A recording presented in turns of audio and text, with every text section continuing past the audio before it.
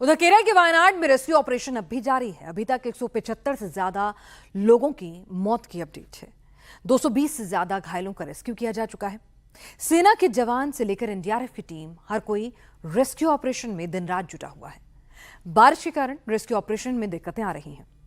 Bridge टूटने के कारण कई गांवों का संपर्क जो है वो टूट गया है।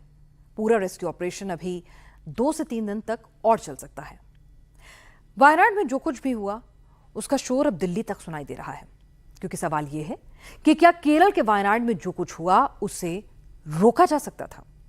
लोगों को क्या यूं मौत की नींद सोने से बचाया जा सकता था? सैलाब और लैंडस्लाइड के इस असर को बेअसर किया जा सकता था? ये सवाल क्यों उठ रहे हैं, किसने उठाए और कैसे? देखिए ये रिपोर्ट।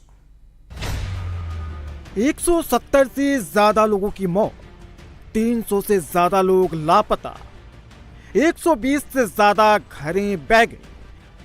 सैलाब ने ऐसा अटैक किया कि जहां घनी बस्ती हुआ करती थी वो पूरा इलाका समतल हो गया। जिस गांव में 1000 से ज्यादा लोग रहते थे वहां लाशों का ढेर लग गया। जो गांव प्रकृति की गोद में बसे थे वहां सन्नाटा छा गया।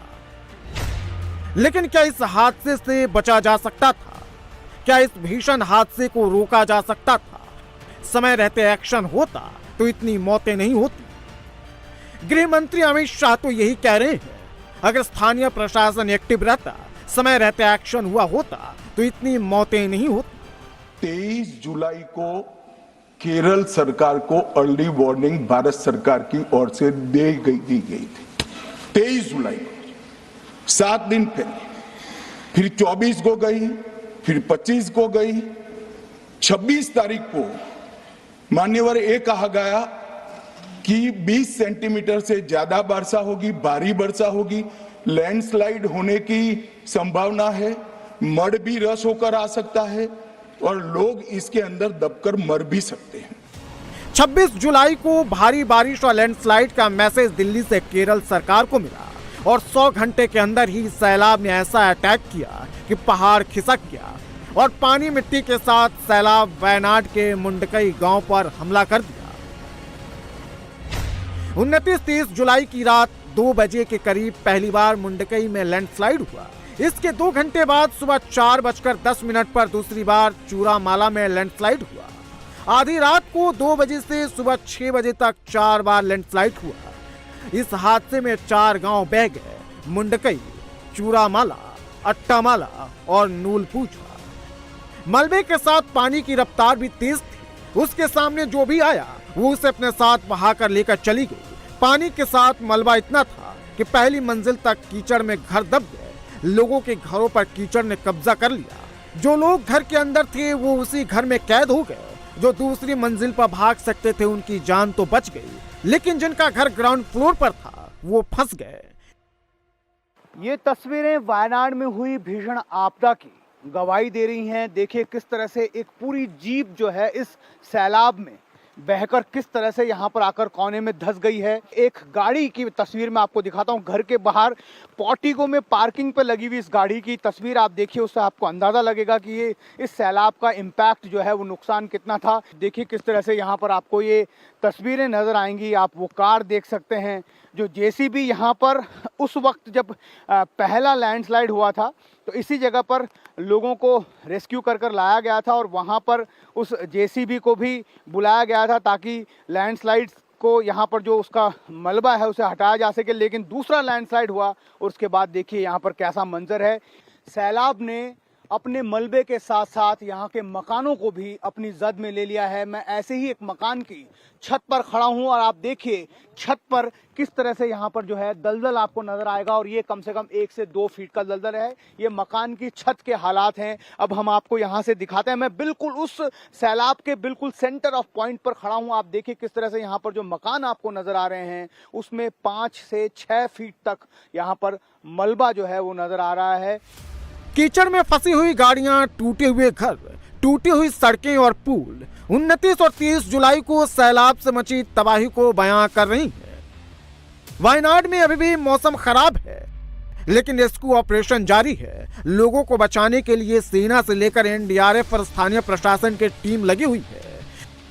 आर्मी ने लोगों के रेस्क्यू के लिए कैसे एक मेकशिफ्ट ब्रिज बनाया है उसकी तस्वीरें हम आपको दिखा रहे हैं। देखिए किस तरह से यहाँ पर एक लैडर और 2 पेड़ों की सहायता से इस ब्रिज को बनाया गया है और लोगों को यहाँ से इस टेम्परेरी ब्रिज के मदद से रेस्क्यू किया जा रहा है।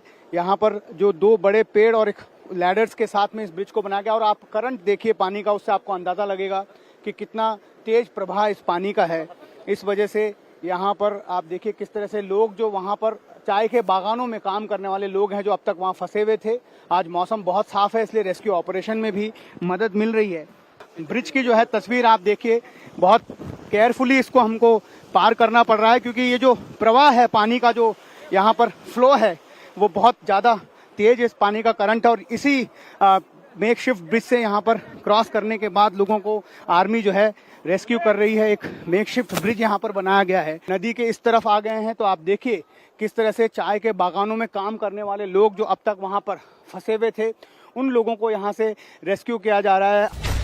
सवाल यह है कि पहाड़ दरकी क्यों, मुंडकई और चुरामला गांव इसके चपेट में कैसे आए।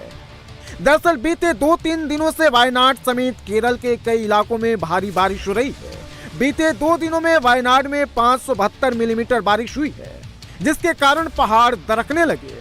मलबे और पानी के ओवरफ्लो होने के कारण कई पहाड़ी नदियां अपना रास्ता बदल ली। जहां तबाही मची है वो ढलान वाले इलाके हैं, यानी पानी ऊपर से नीचे उतरता है और कुदरत का कहर सबसे पहले वायनाड के मेपदी पंचायत पर बरपा। मेपदी में लैंडस्लाइड हुआ और पहाड़ी नदी में कीचड़ और पानी का फ्लो बढ़ गया। रात 2 बजे तक ये पानी मुंडकई रिवर तक पहुंच गया। मुंडकई में तबाही मचाते हुए पानी सुबह करीब 4:10 पर चुरामला तक पहुंच गया। तो आप फंस गए थे अंदर? हाँ, इधर फंस गए थे सर। इधर काम के लिए आए थे। अच्छा। चाय पत्ती कटिंग के लिए आए थे सर। हाँ। उसमें हम फंस गए। अच्छा। हमें 2 दिन से इधर ही फंसी हुई है। आज हमारा जे फोर्स आई है उसने हमें निकालने की कोशिश करी सर, इसलिए हम अभी आए हैं सर। अभी आए। आपने क्या देखा उस वक्त, क्या हुआ? उधर सर, इधर हमने उधर गए, इधर मुंडा खाई में, उधर पूरा पहाड़ी फिसल के, एक मकान नहीं रहा सर, कुछ नहीं रहा, कुछ भी नहीं सर। बहुत सारे लोग थे वहाँ पे? जी सर, उधर कम से कम हमें ये अपने कमांडो ही मिले और कुछ नहीं मिला सर उधर। Okay sir. सारे घर अभी मलबे के अंदर हैं? जी सर, जी सर। आप कब से काम कर रहे हैं? सर 2 महीना हुआ है सर। 2 महीना हो गया। हाँ सर। कैसा, आपको कैसे पता चला कि यहाँ पर सैलाब आ गया? सर वो रात में पता पड़ा, आवाज आई बहुत तेज, इसलिए फिर पता पड़ा, सभी लोग जाग गए। इस हालात का वो पहाड़ खिसक गया, उसमें पूरा मुंडा खाई चुरमुला बह गया। हम तो उधर पहाड़ी पे थे, दूसरी पहाड़ी पे। सवाल यह है कि वायनाड में इतना भयानक लैंडस्लाइड क्यों हुआ। जियोलॉजी सर्वे ऑफ इंडिया की 2021 की रिपोर्ट के मुताबिक केरल का 43% इलाका लैंडस्लाइड प्रभावित है। वायनाड केरल के नॉर्थ ईस्ट में है। वायनाड की 51% जमीन पर पहाड़ी ढलाने हैं और देश में मॉनसून की एंट्री भी इसी रास्ते से होती है, जिसके कारण वायनाड में भारी बारिश होती है। लगातार बारिश से पहाड़ की मिट्टी फूल जाती है और हल्की से भी कटान भारी लैंडस्लाइड को दावत दे जाती है।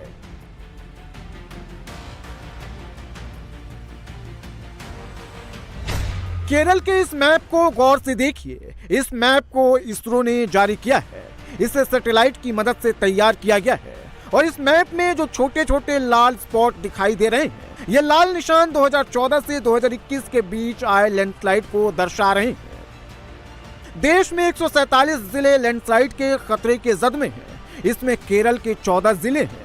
पूरे देश में टॉप 10 में केरल के 4 जिले शामिल हैं, जबकि वायनाड का नंबर 13वां है। केरल में भारी बारिश होगी, लैंडस्लाइड भी हो सकता है, इसकी चेतावनी पहले से ही थी, लेकिन इसके बाद भी लोगों को दूसरी जगह शिफ्ट क्यों नहीं किया गया? क्या चेतावनी का मैसेज दिल्ली से गया था, इसलिए केरल की पी विजन सरकार ने इस पर ध्यान नहीं दिया? 23 तारीख को ही मेरे ही अनुमोदन से 9 एनडीआरएफ की टीमें केरल के लिए रवाना हो गई थी कि वहां लैंडस्लाइड आ सकता है। भारत सरकार ने 9 एनडीआरएफ की टीमें विमान से वहां भेजी। मैं पूछ सकता हूं मान्यवर, इतना मुझे पूछते हैं सारे लोग, केरल सरकार ने क्या किया? अनधिकृत लोग रह रहे थे, नहीं रह रहे थे, मगर वल्नरेबल सिचुएशन तो थी। इनको शिफ्ट किया गया क्या? क्यों नहीं किया गया? कौन रोकता था? और शिफ्ट किया तो मरे कैसे?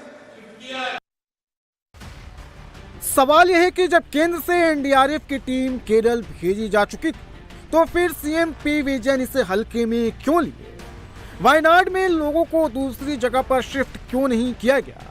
वायनाड में अभी तक रेस्क्यू टीम और मीडिया का कैमरा जहां तक पहुंचा है, वहीं की तबाही की तस्वीर दिखाई दे रही है, लेकिन मौत का आंकड़ा बढ़ सकता है, क्योंकि लैंडस्लाइड के बाद कई इलाकों से सीधा संपर्क टूट गया है। वायनाड के चूरलमला के उस जगह पर पहुंचे हैं जहां पर सबसे ज्यादा इस लैंडस्लाइड की विभीषिका देखने को मिल रही है। सबसे ज्यादा असर जो है वो इस इलाके में फिलहाल देखने को मिल रहा है, और वो इस वजह से क्योंकि इसके बाद के इलाके में फिलहाल जाया नहीं जा सकता है।